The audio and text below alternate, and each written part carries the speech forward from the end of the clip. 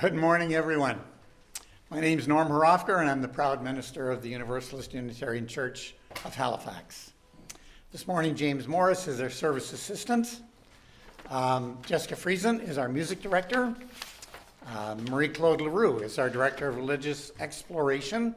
She's upstairs with the children now because as an added COVID precaution, our children have not yet been vaccinated, so they're going directly upstairs to their space rather than joining us here in the sanctuary. This morning, Paul Galbraith is our volunteer technical director. Thank you, Paul. And we're now doing hybrid services, live and broadcast over Zoom.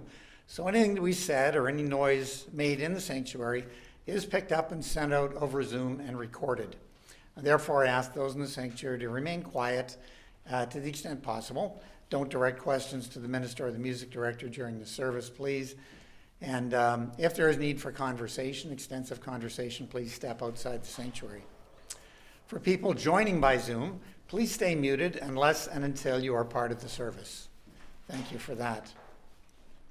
As always, the chat function is open during the service, and we invite you to extend hospitality to each other, especially to anyone you may not recognize or haven't seen for a while. And finally, if you're not already receiving notifications from our church and you'd like to receive updates on our activities, please send an email to me, minister@uuch.ca, and we'll add you to our email list. I'd like to blame being late on having my grandson overnight. But no, I was ready at 10. I just lost track of time. So yes, our every member pledge, as it says in our offertory, order of service, is 85% through. So I don't know if we have our visual. There it is. So we have $101,573 of our $120,000 goal. So I'm really happy. But of course, the last, as Norm said, the last 15% is always the hardest. So if you haven't heard from a canvasser, you will be hearing from one. We're trying to reach out to everybody. And if you haven't heard and you think you might be hard to reach out to me. I will get you your canvasser or canvass you myself. So yes, we're 85% through, and I don't believe we'll be having an update next week because we're on an afternoon national service, but I will wrap things up the week after for sure. And maybe even send out an update via the UU info, but it won't be here. So thank you. Sorry, I'm a little out of breath, but I'm here. Oh, and yes, one more thing. We have been tapping the heads of our committees to come up and talk about the work that they do, because of course the theme of the canvas is because we are here. What work and relationships that we will be able to build because we are here. And this week I'm going to have Vitsa come up and talk about a very important journey for all of us descendants of settlers, truth and reconciliation. So. Yeah, good morning. My name is Wietske. And I'm very glad that Pam asked me to tell you about a committee, or a team as the UEA now wants to call it, that I serve as a convener for. Ever since I joined the church in 1984, I found the only way to make this newfound experience to be part of an interesting self-thinkers, as I found here in the church.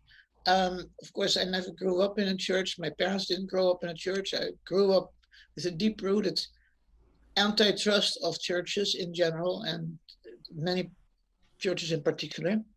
But the only way that I found I could make being part of this church was meaningful is to be part of a small group or a committee. So at first, when the kids were small, I was on the RE committee, of course, until I couldn't go upstairs anymore. And then after a break, during which I lost a lot, including my ability to walk, my kids haven't grown up and no more work and no more marriage. I returned to this place looking for support and meaning. First, I did a newsletter for 7 years. I really enjoyed that because it involved an adventure every month. it still had to be brought to the printers. And when you are new in a wheelchair and you're in a city that's not wheelchair accessible yet, that's definitely an adventure. So I found a way, and it worked every month. I really appreciated that a lot. After that, I was chair of the fellowship committee and organized dinners for 8 and outdoor adventures. And then I discovered how incredibly gratifying it is to call people in the church, to call them all. You had a directory, and the directory said that person had a phone number, so I called them the phone number, and I asked them if they wanted to have host a potluck dinner at their house.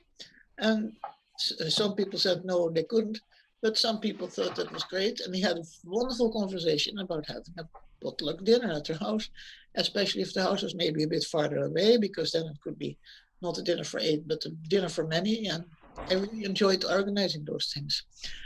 And I organized outdoor adventures, even though I could not participate in them myself anymore. I made lots of good friends too.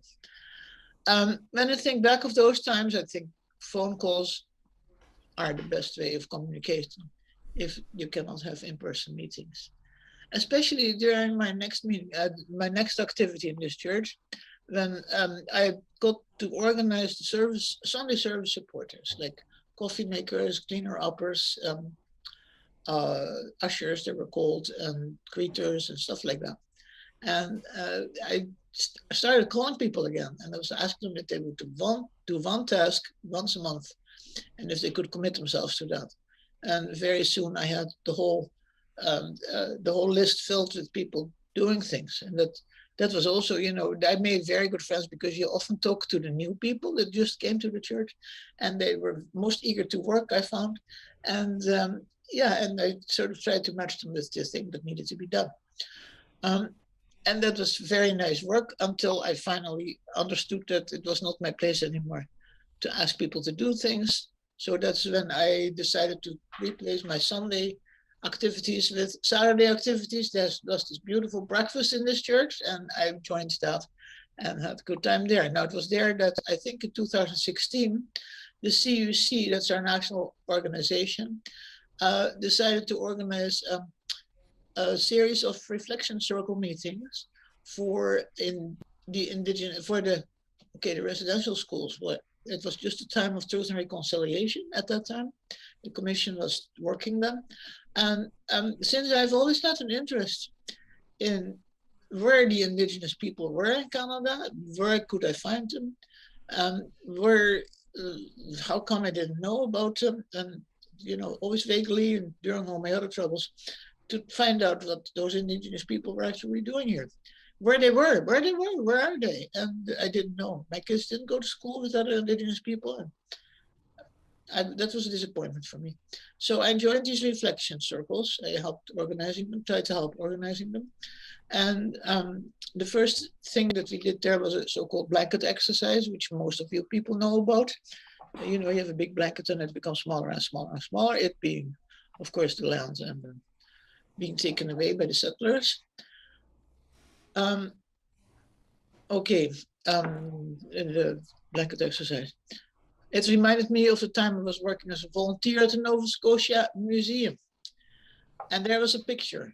And maybe Paul can show the first picture that I had asked him to show. That was a picture of a Mi'kmaq, as we called him at the time, somewhere in Halifax. And now that I was chair of this new committee, Zoom committee, I decided to find out where the picture was taken. And I'm going fast forward here. When Norm asked me in the fall of 2020, in the middle of COVID, if I would start a Zoom committee for truth and reconciliation, my problem was that in spite of the interest in indigenous people I had, I am not a social activist. And the reflection circles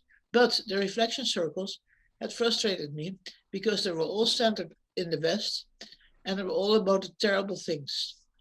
And I wasn't sure if I should. But Norm being Norm, he persuaded me, so here I am, convening that committee, and it is a very interesting activity. And so I found out about, one of the first things was finding out about this picture. And the next picture will show where it was taken. Maybe yeah, there is a little strip of land sticking out, this colored red, which has a significance too. And that strip of land, that is where that picture was taken. That strip of land, of course, was blown up completely out of the water. Now, at the moment, it is under the water, but at that time, it was completely blown out of the water by the big explosion in 1917. And all the remaining Mi'kmaq that wanted to move to live in Halifax, there was no place for them anymore, and they all landed in the Millbrook First Nation close to Truro. Now, thanks to the wisdom of our mayor, we found out this year, being on this committee, that I don't know if it was the wisdom of the mayor or just because things happen the way they do happen. The Millbrook First Nation has now a small part of what's called Shannon Park and can use it as a reserve. And that is the part that is not colored red. So when climate change starts to happen, and it is already happening because that land tongue has already disappeared, it will not be the first place that will drown. I mean, the rest, of course, will drown, but that's another story. Okay, I found a strong ally in the church in the form of the RE director, Marie-Claude Leroux. She invited us, the Truth and Reconciliation group, to accompany the kids, and she is the RE director, so she takes care of the children, to the visitor center in Millbrook First Nation, which is close to Truro. And it was in the newsletter of the RE program that I found the following picture, which I show you with her permission. It comes from Boulder, Colorado, in UU Church there. And here you see, oh, sorry. Well, anyway, the thing that really struck me in that picture was that it tells you my thoughts. And so I wanted to end with this picture rather than anything particularly indigenous, because here we have, okay, this land is indigenous land, but we also having people that are refugees everywhere. There are just way too many people. Black lives matter. Of course they matter. Every life matters. I say a child is important. You know, that is what on Truth and Reconciliation Day, the T-shirt said. Climate change is real. Yaha, we knew that. Women's rights are human rights. Now, that's been a struggle that I have been fighting and still am fighting. All genders are whole and good. And love is love. And I like this picture so much that I want to end this little talk about the committee that I'm now doing. And yeah, that is my testimonial. Thank you. Thank you, Vitska. Because we are here in Halifax, clearly been very important to you, and you've been very important to us. Thank you. And now I invite everyone to settle and relax and absorb the prelude music presented by Jessica.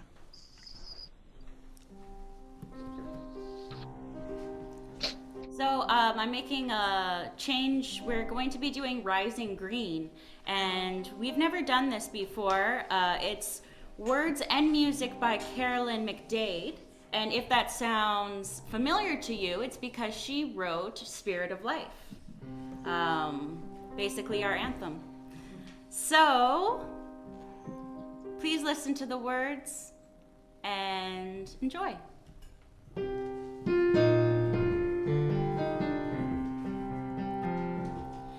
My blood doth rise in roots of yon oak, where soap doth run in my veins.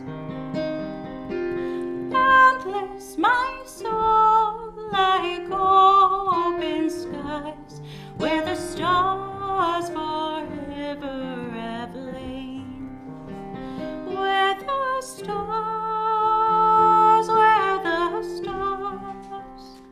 where the stars forever have lain.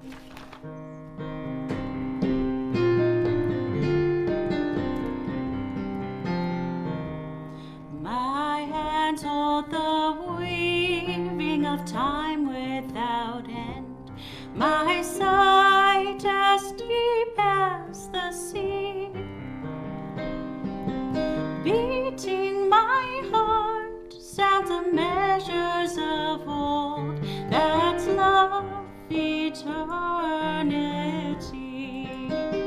That of love, that of love, that of love's eternity. My foot carries stains of the old into new. Our dreaming shows us the way. Wondrous our faith settles deep in the earth, rising green to bring a new day. Rising green, rising green, rising green to bring a new day.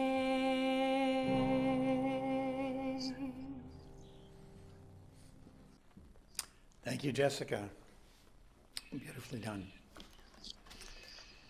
Before the service begins, I have a few announcements. The order of service was sent out on UU Info late last night.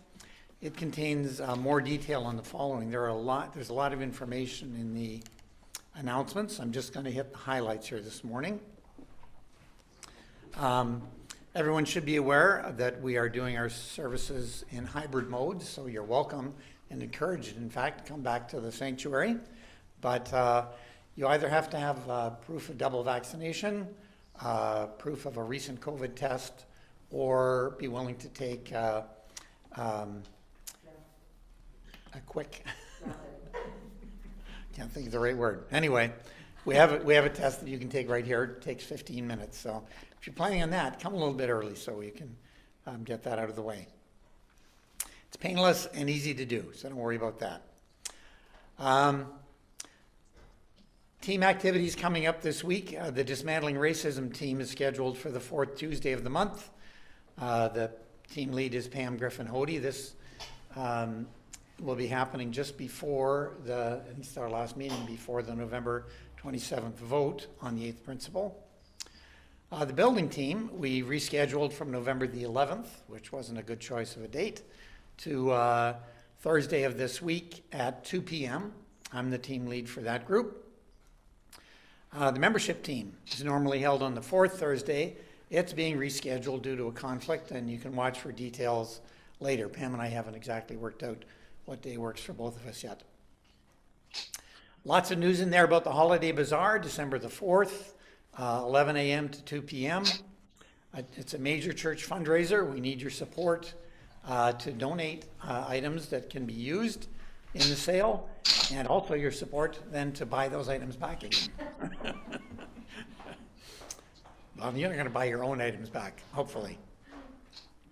A lot of information about the CUC's 60th anniversary weekend, which starts on Friday, November 26th. And then on Saturday, there are special meetings as well. And the finale is our Sunday service, which will be a national service. And because of time zone differences, it'll be here in Halifax at 2 p.m. in the afternoon, which I know isn't the most convenient time for everybody, but I hope you can join in, watch it live. It's always nicer to watch the service live, but failing that, it'll be available on YouTube. All events for the celebration of the 60th anniversary are spelled out in the order of service. Let's see here. Music Appreciation Team and Soulful Sundown. Would you like to talk about those? Yeah, I'll just briefly say something here. So Saturday, in between the CUC meetings, if you want a break, you can come to our second music appreciation event. Nova Scotian singer-songwriter Christina Martin will be performing Saturday, November 27th at 3 p.m. at the Presbyterian Church of St. David. So hopefully the CUC meeting will end a little early, and then you can come. And Soulful Sundown, due to scheduling issues, will be moved to January 29th, 6:30. And that's going to be Robert Campbell as well. So hope to see you out there. Thank you, Jessica. I'm going to take a little bit of time on the next announcement because this is the first you've heard about it. Things developed quickly. I'd been working with ministers from St. John's United Church, from Hope United Church, and from the Aurora North End Parish Church to organize an information evening on the homeless situation and the affordable housing issues here in Halifax. It's an important spiritual problem, I think, for the city of Halifax to make sure that people can be properly housed. So you're encouraged to attend in person at Hope United Church on 3055 Connaught Avenue or by Zoom. There will be a presentation by representatives from the Affordable Housing Nova Scotia, also known as AHANS, followed by a question and answer session. It's a preliminary step in the possibility of working with other religious organizations in Halifax to better understand the problems of homelessness and affordable housing, and to see if there's a role, if there's something we could be doing as religious organizations to bring forth the spiritual elements of this problem. The meeting starts at 7 p.m. on Thursday, November 25th. That's Thursday of this week. There may be other announcements on UU Info, so watch for that. So that's the latest. So that's this Thursday. And now, each week we pause to acknowledge the land we're meeting on and our often troubled relationship with the original peoples of this land. This morning, Scott Wood will lead this acknowledgement.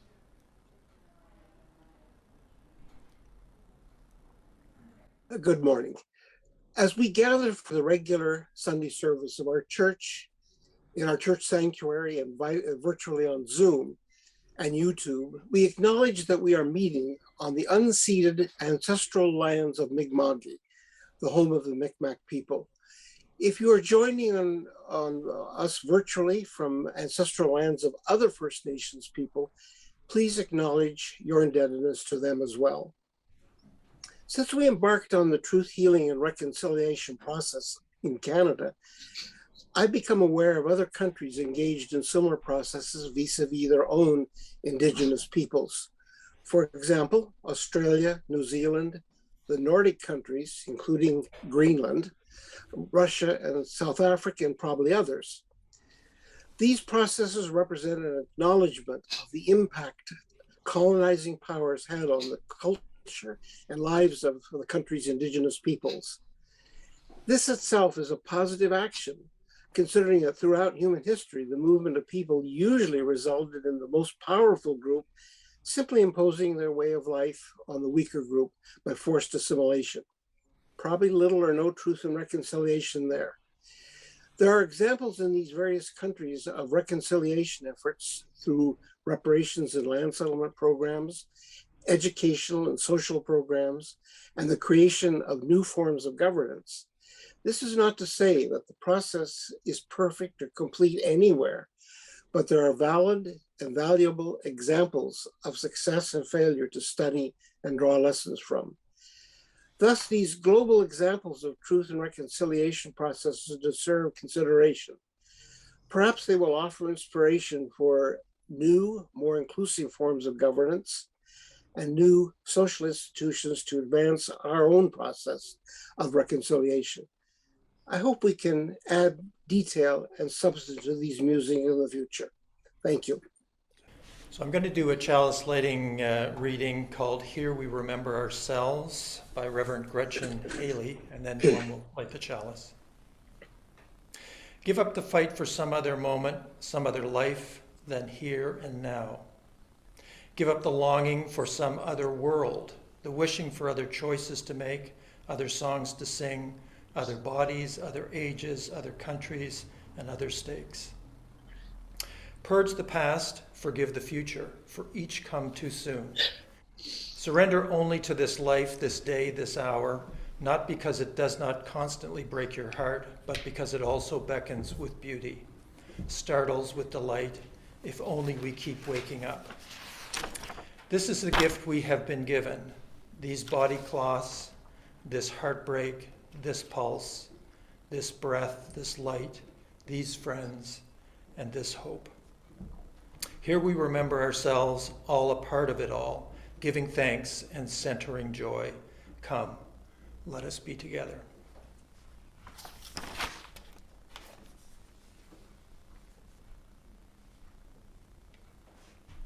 And now Jessica will do the opening hymn. Okay, I'm gonna play this very excitingly. So I want you to sing with me.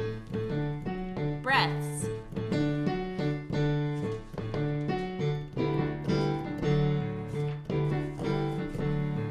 Listen more often to things than to beings. Listen more often to things than to beings. 'Tis the ancestors' breath when the fire's voice is heard. 'Tis the ancestors' breath in the house of the waters. Ah, whoosh, ah, whoosh. Try that again. Ah, whoosh, ah, whoosh. Listen more often to things than to beings. Listen more often to things than to beings. 'Tis the ancestors' breath when the fire's voice is heard. 'Tis the ancestors' breath in the voice of the waters. Ah, whoosh, ah, whoosh. Those who have died have never, never left. The dead are not under the earth. They are in the rustling trees. They are in the groaning woods. They are in the crying grass. They are in the moaning rocks. The dead are not under the earth. So listen more often to things than to beings. Listen more often to things than to beings. 'Tis the ancestors' breath when the fire's voice is heard. 'Tis the ancestors' breath in the voice of the waters. Ah, whoosh, ah, whoosh, ah, whoosh. Those who have died have never, never left. The dead have a pact with the living. They are in the woman's breast. They are in the wailing child. They are with us in our homes. They are with us in the crowds. The dead have a pact with the living. Everyone sing! So listen more often to things than to beings. Listen more often to things than to beings. 'Tis the ancestors' breath when the fire voice is heard. 'Tis the ancestors' breath in the voice of the waters. Ah, whoosh, ah, whoosh, ah, whoosh, ah, whoosh. There we go. I've got you alive now.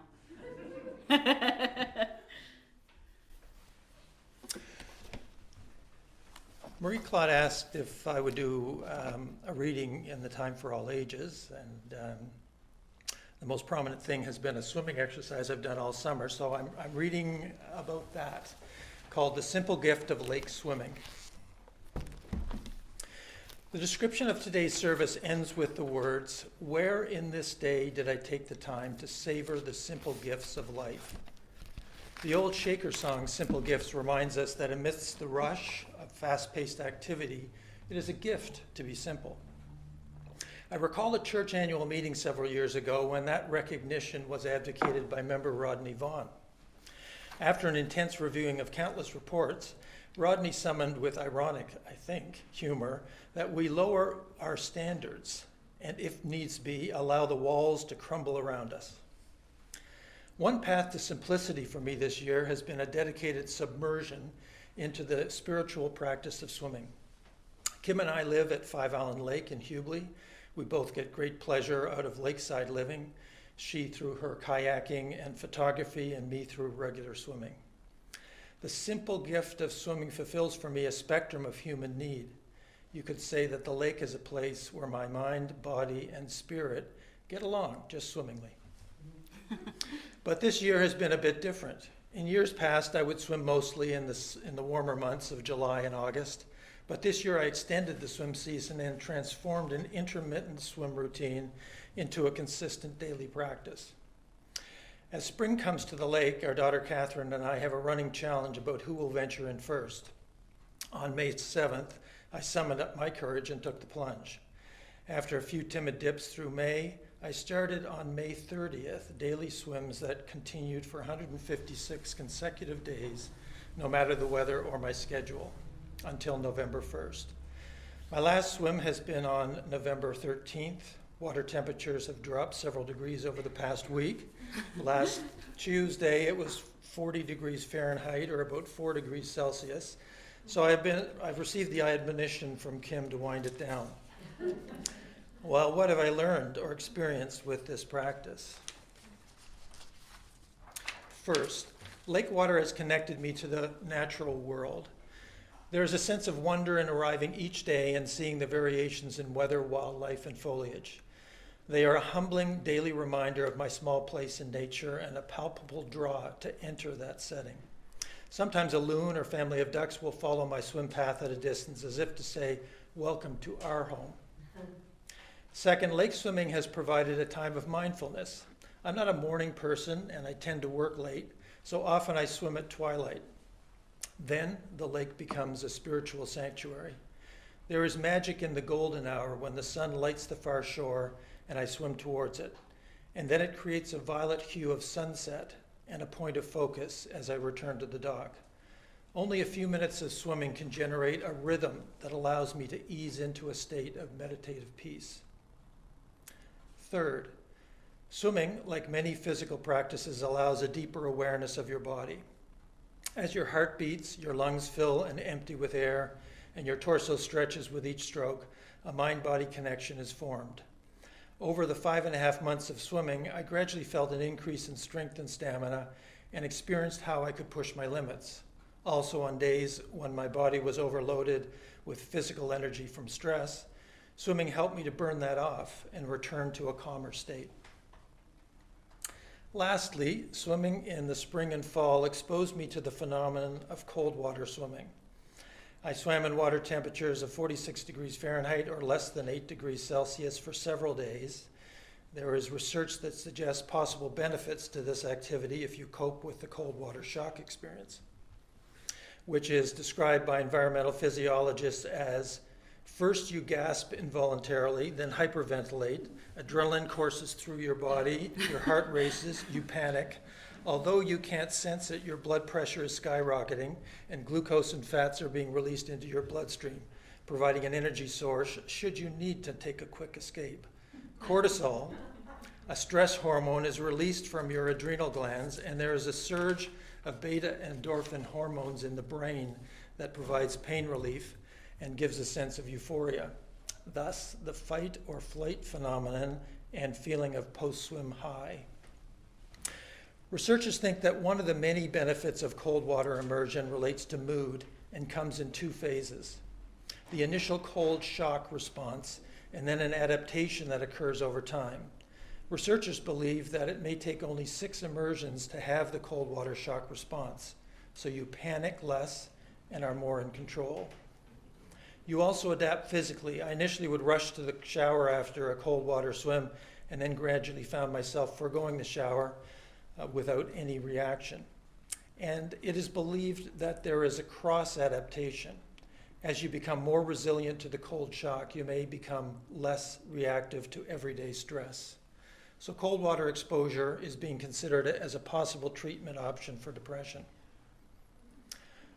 All of that being said, cold water swimming is not without risks and should not be undertaken except by experienced people in good health and with medical advice. So that is my story about the simple gift of lake swimming. May you all find the activity or spiritual practice that simplifies or enhances your life journey, one step or stroke at a time. Paul's going to show a few slides here, just indicative of what the summer was like.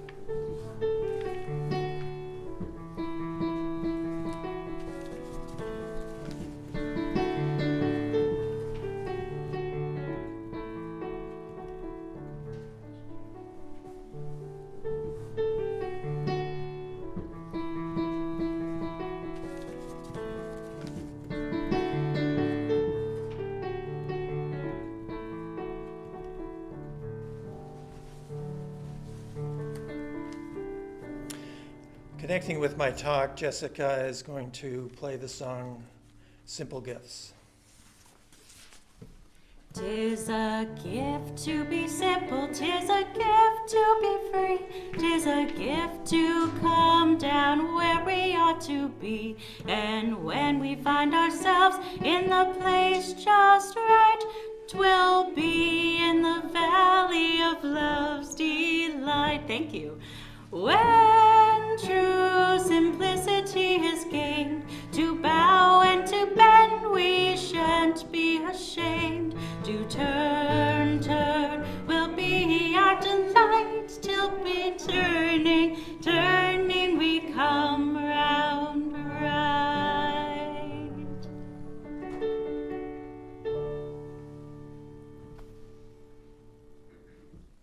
Thank you, Jessica, and thank you, James. It is a gift to be simple, but the lawyer always has to have the legal disclaimer in it. Don't do this without appropriate.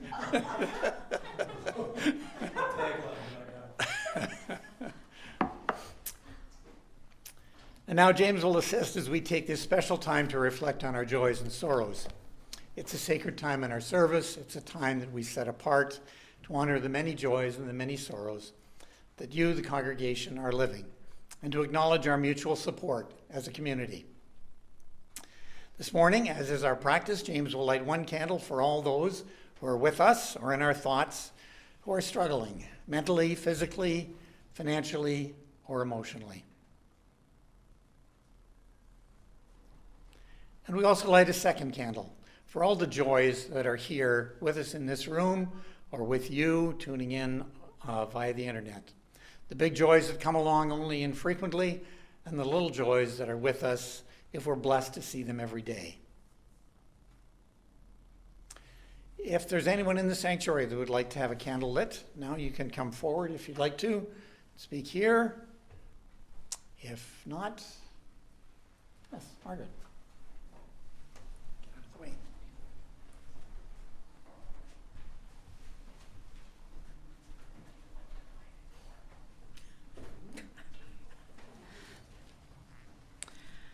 For those of you who are at home, you probably don't realize, but we have today with us Marie Davis, who has come to join us for the service. So I want to light a candle for Marie.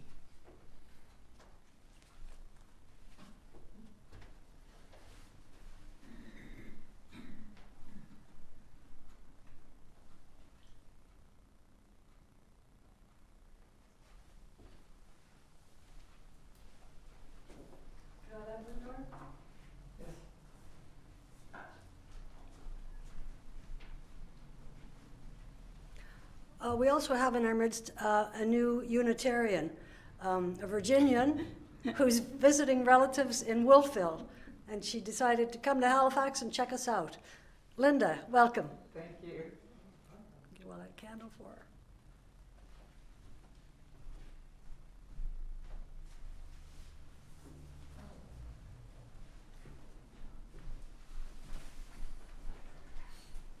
Nope. I'd like one for my very first sleepover of my grandson. Is it anymore?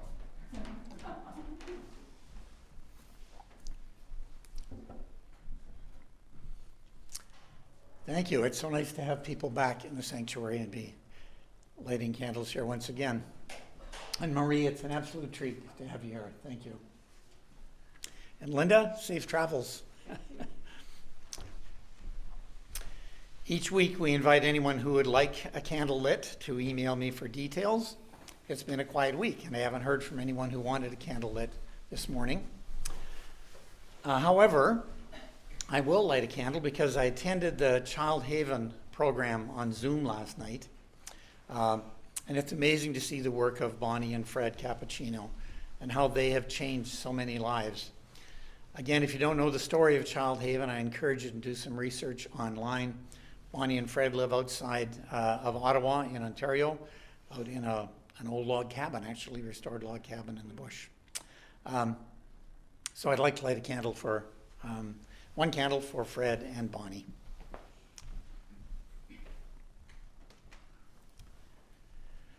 Later, when we stop the live streaming on YouTube and before the coffee hour begins, I'll invite anyone to share a joy or a sorrow and have a candle lit if they would like to do so.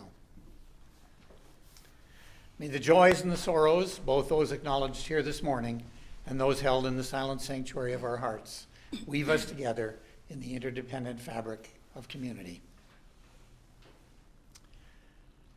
And now Jessica has our reflective hymn. Number 1011 in the Teal Book, Return Again.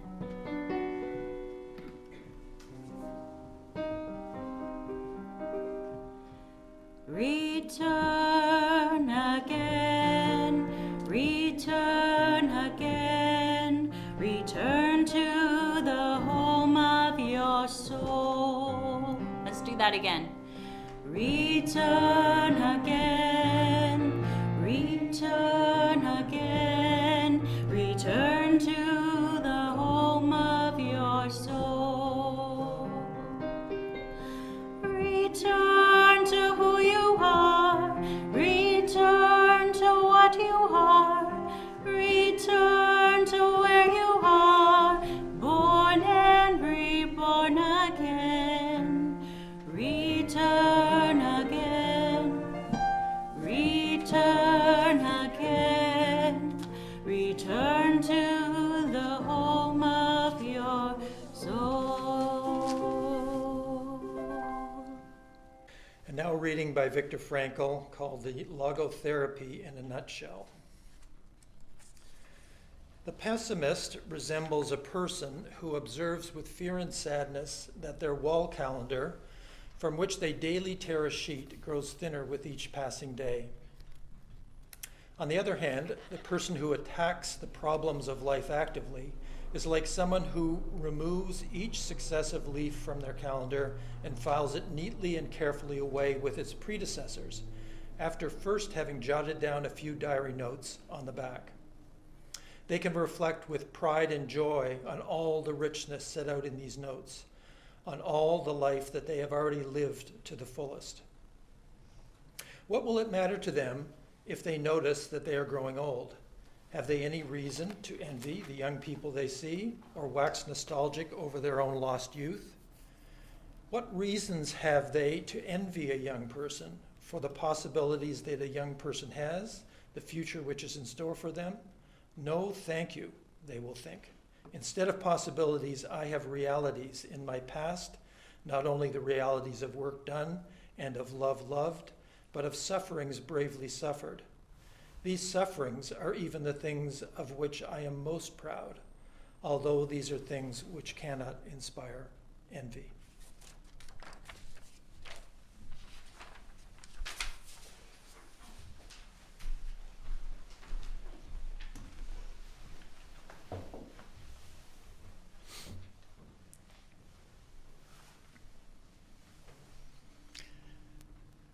Thank you, James.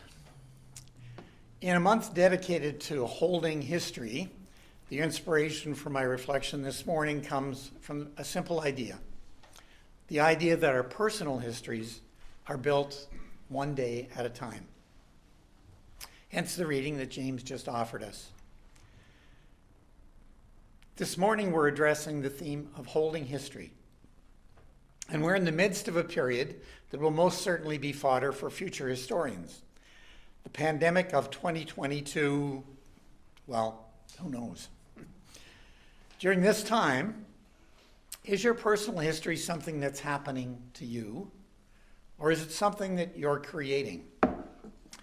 Are you a victim of circumstances, Or are you a creative source of something new in the world?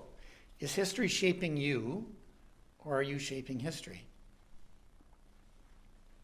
What are you writing on the backs of each page of your personal metaphorical calendar? That's the real challenge in the midst of a pandemic, where we're spending most of our days in isolation, with one day, much like the rest. How are you all doing? Not an easy question for some of us to answer in the 20th month of a pandemic. It has occurred to me that my reflections on Sunday have not sufficiently taken into account the difficulties that many are experiencing around the issues of this pandemic. The list goes on: the isolation, the worry about infection, the apparently never-ending nature of the pandemic, the sadness at what we seem to have lost in the carefree way that we were able to interact in the past, the depressing thought that those good days may be gone for good, the lost freedom to travel when we wish to do so, the mourning over the loss of life, and the realization of the dehumanizing circumstances that occurred in many long-term care homes. When I search for inspiration for a way out of the malaise that affects us all from time to time, I'm drawn to the writing of Viktor Frankl often. He wrote this little piece of wisdom: when we are no longer able to change a situation, we are challenged to change ourselves. Worth repeating. When we are no longer able to change a situation, we are challenged to change ourselves. When we find days running one into the other without much in the way of inspiration or excitement or accomplishment, how might we change ourselves and in that way regain some control of the situation? It's obvious our lives are lived one day at a time, and it's a common spiritual practice for some to mark the beginning and the end of the day. In the morning, it may be a few silent moments reflecting on the day ahead, giving thanks for a night's sleep and rest. It may be stepping outside to greet the sun, to breathe the fresh air, to listen to the world awakening around us. In the evening, it might be a few silent moments, giving thanks for the day just lived and the blessings of oncoming sleep. Maybe that would be combined with a review, a few minutes taken to think about the good things that happened during the day and the things we might learn from. A little ritual of Thanksgiving at the end of every day.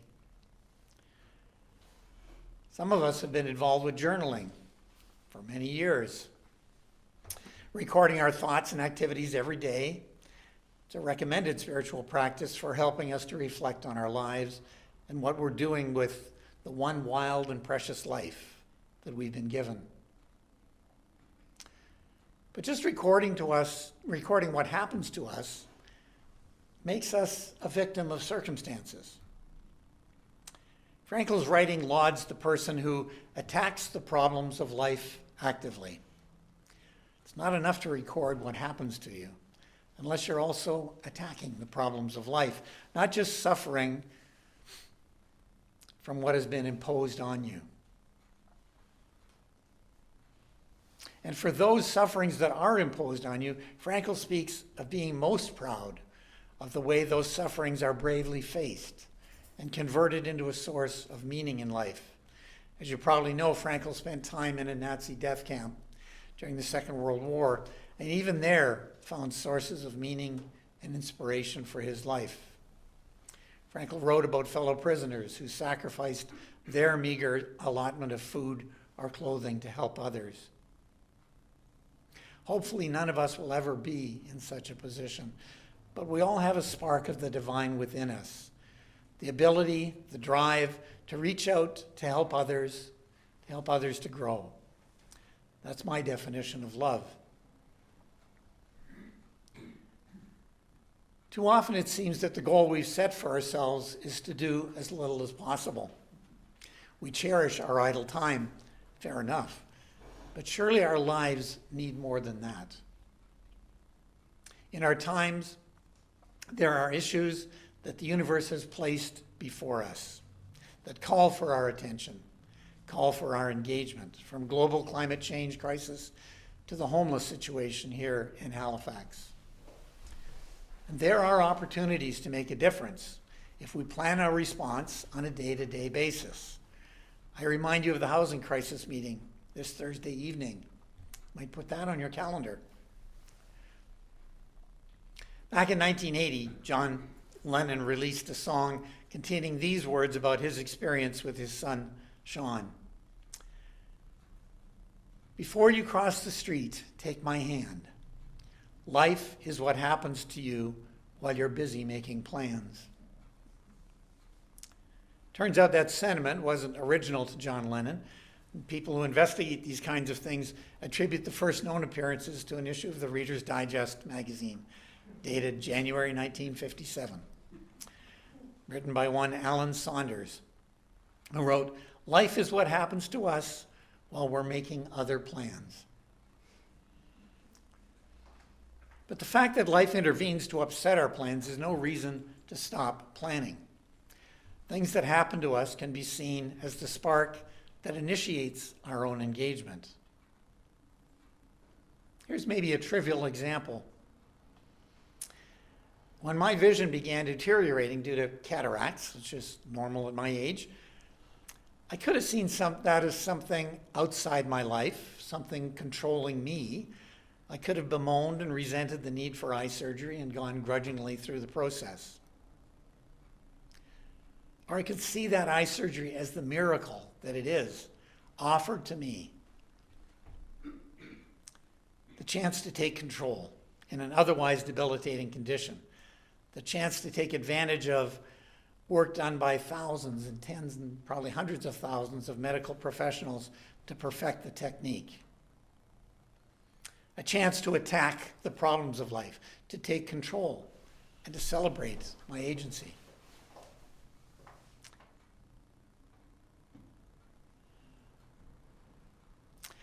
To clarify, I'm not talking about always doing things. I confess that I'm a self-proclaimed workaholic, obsessed with doing things. But some of my most meaningful times, and the most meaningful times in our lives, can be not about doing things, not about doing, but about being. Just being present with another person, or fully present in the moment in nature, or with music, or with poetry, or alone swimming in a lake. Whatever brings you alive. Those are the times of meaning in our life, and we shouldn't leave them entirely to chance. The writer Annie Dillard, reflecting Frankel's vision of recording what we've accomplished each day on the back of the page of a calendar, wrote, "How we spend our day is, of course, how we spend our lives. What we do with this hour, with that one, is what we're doing." Here ends the quote. This is an essential realization if we're to accept that some sense of direction in our lives we have control over beyond the vagaries of circumstances. And despite the fact that, as Robbie Burns said, the best laid plans of mice and men often go awry, planning remains essential if we attack the problems of life. The complete quote of Annie Dillard goes on to expound on the need for planning, and more specifically, for scheduling our days. She writes, "A schedule defends from the chaos and whim. It's a net for catching the days. It's a scaffolding on which a worker can stand and labor with both hands at sections of time. A schedule is a mock-up of reason and order, willed, faked, and so brought into being. It's a peace and a haven set into the wreck of time. It's a lifeboat on which you find yourself decades later, still living. The message of Viktor Frankl and Annie Dillard is the same. Live your life proactively, not reactively. We all are proactive to some extent, but we can all do better if we think regularly in these terms. Hours and days spent bemoaning present circumstances or hours and days lost in our lives. And those hours and days are the building blocks of our lives, building blocks of our personal histories, precious building blocks that need to be considered and managed carefully. My wish for myself and for each one of you is that we live with intention, that we make plans not for some time in the future, but plans for each new day. And that we reflect at the end of each day what became of our plans, an iterative and repetitive process that will help us to make our own histories. And as the hymn says, help us to make our own days glad. And now Jessica will provide the interlude.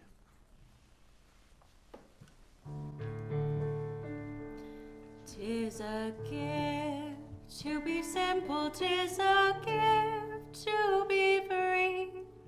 'Tis a gift to come down where we ought to be.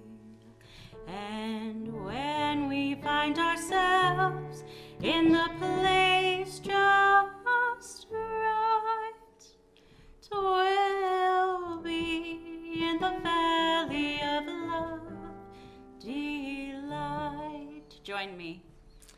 When true simplicity is gained, to bow and to bend we shan't be ashamed. To turn will be our delight, till by turning we come round right. You sound so beautiful. I'm glad you're here.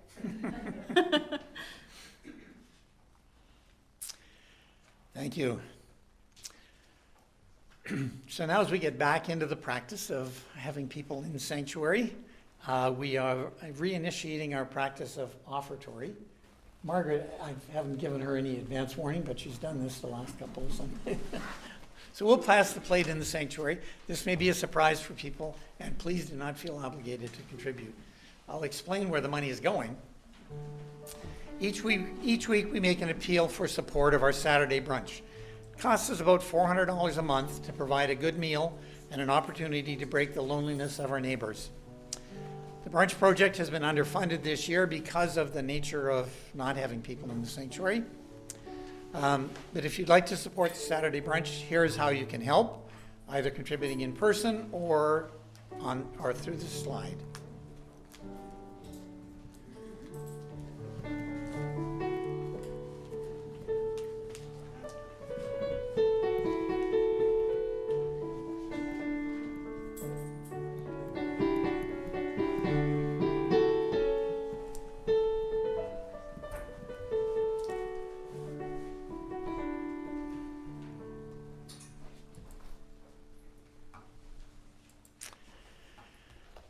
And now, our closing hymn. Jessica, number 1024, When the Spirit Says Do. So, please stand if you're able. Please clap if you're able. Please dance if you're able. Whatever the Spirit says. When the Spirit says do. When Jessica says do, you dance. You gotta do when the Spirit says do. You gotta do when the Spirit says do.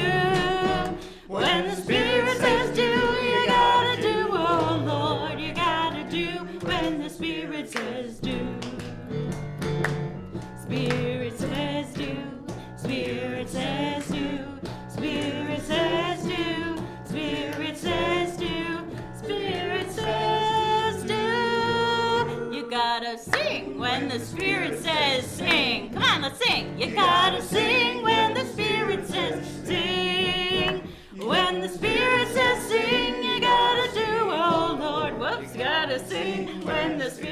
says sing. Okay.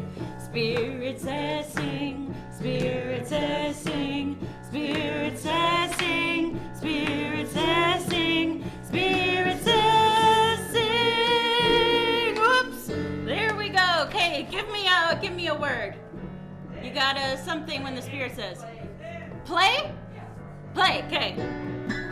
You gotta play when the Spirit says play. You gotta play when the Spirit says play. When the Spirit says play, you gotta do, oh Lord, whoops, you gotta sing. When the Spirit says play. There, I'm letting you sing. Spirit says play. Spirit says play. Spirit says play. Spirit says play. Spirit says play. Spirit says play.